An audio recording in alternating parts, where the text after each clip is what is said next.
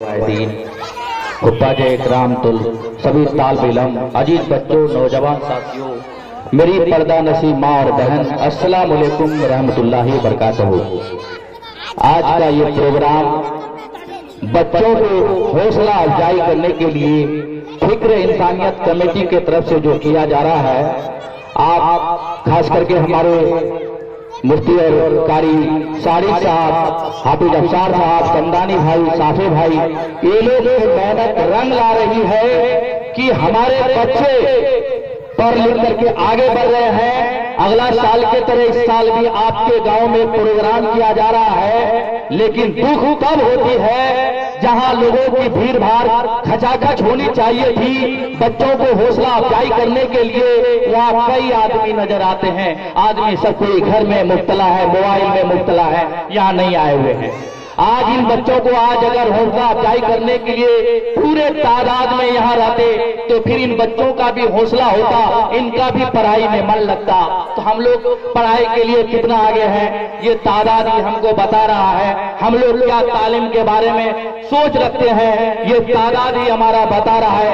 आज अगर ये कभी गुरु का गोद भात चबे करके मिलाद होता ना, बच्चा का मुंह में पानी मार मार करके 3 बच्चा को गोद में ला करके क्या अकेला नहीं, आज अकेला आकर के बैठा है।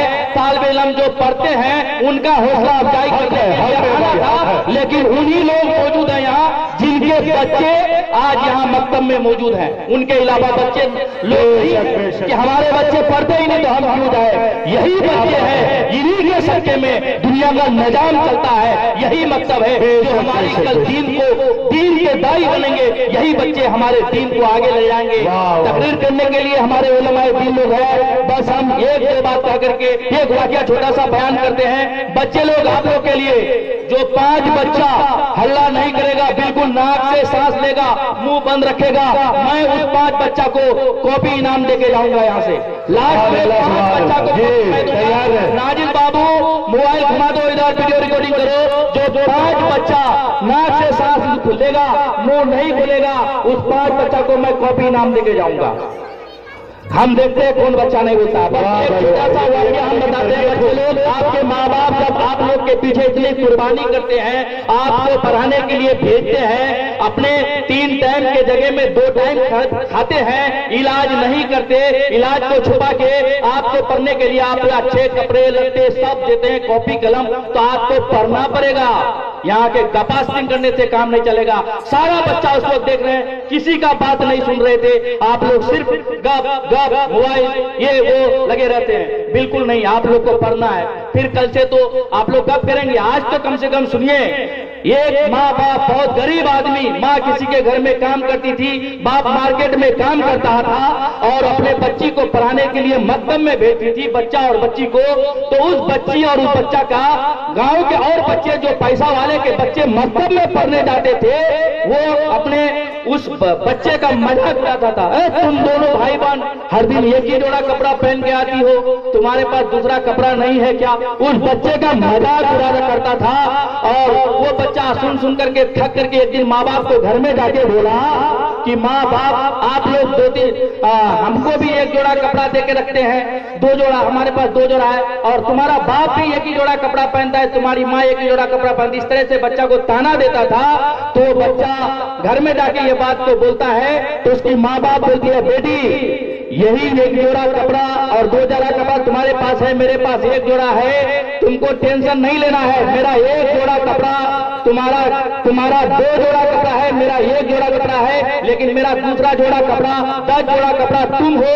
कल तुम पढ़ लिख लोगे, तुम कम कामयाब बन जाओगे, तो तुम फिर तुम्हारा मेरा कपड़ा पहनना कबूल हो जाएगा। फिर वो बच्चा अपनी माँ बाप की बात को याद कर लेता है और मेहनत करके पढ़ के यहाँ भोरादे के हाफिज अफसार साहब, समदानी साहब और सारिक साहब के मकतब से पढ़ करके सहारनपुर के यूनिवर्सिटी में जाके पढ़ती है। फिर वहां से डॉक्टर बन के निकलती है। फिर अपने उस माँ बाप के लिए कपड़ों का अंबार लगा देती है, समाज का नाम रोशन कर देती है। तो आप लोग को पढ़ना पड़ेगा, माँ बाप का कपड़ा का उम्मीद आप लोग को बनना पड़ेगा। गप गप करने से काम नहीं चलेगा।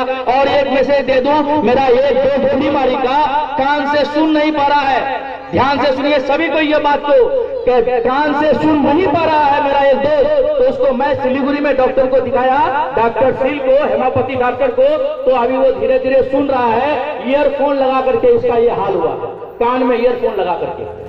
और कई बच्चे को अभी देखते हैं वक्त से पहले माथा में दर्द, दिखाई नहीं पा रहा है, मोबाइल का ज्यादा प्रयोग करती है, इसलिए ऐसा हो रहा है। ये बच्ची लोग मोबाइल को देखें, 18 साल के बाद ज्यादा देखें, ज्यादा मोबाइल से दोस्ती मत करें, ईयरफोन ना लगाएं। और हमारे युवा साथी आजकल हम लोग देख रहे हैं, चंदवार के भाई आशिक इलाही, बाप का इकलौता बेटा परसों दिन इंतकाल हो गया गाड़ी लेकर के एक्सीडेंट करके। वहीं कठलवाड़ी का खुशबा बाबू तौफीक साहब का बेटा इंतकाल हो गया एक्सीडेंट करके, जलसा सुन के घर के जा रहा था। कल रात में बनगवा में नाजिम जिला परिषद के घर के आगे में महाजन बाबू एक बच्चा मोहननगर का एक्सीडेंट होकर के इंतकाल कर गया।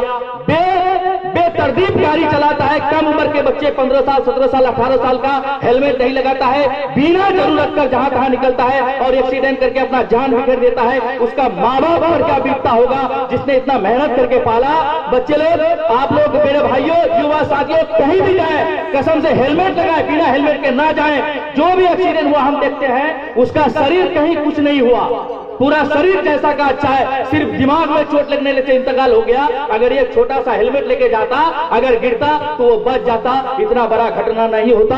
आप लोग जहां भी जाएं हेलमेट लेके निकले और मोबाइल का कम प्रयोग करें। मेरी बच्ची लोग अभी पढ़ लिख लें, सब किसी का ये टाइम होता है। 15 साल तक आपको पढ़ने के लिए माँ बाप कह रहा है, 15 साल के बाद सिर्फ काम करने के लिए कहेगा। फिर आपके लोग अर्निंग देखेंगे कि फलाना का बेटा क्या कर रहा है, क्या काम कर रहा है, तो फिर तुम्हारे अच्छे घर में शादी होगा, तुम्हारा अच्छा दानदेज मिलेगा।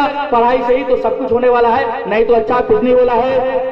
कितनों की तकदीर बदलनी है तुम्हें, कितनों की तकदीर बदलनी है तुम्हें, कितनों को रास्ते पर लाना है तुम्हें, कितनों की तकदीर बदलनी है तुम्हें, कितनों को रास्ते पर लाना है तुम्हें। इस हाथ की लकीरों को ना देख, इस हाथ की लकीरों से बहुत आगे जाना है तुम्हें, इस हाथ की लकीरों से बहुत आगे जाना है तुम्हें। अस्सलाम वालेकुम रहमतुल्लाहि व बरकातहू। माशाअल्लाह।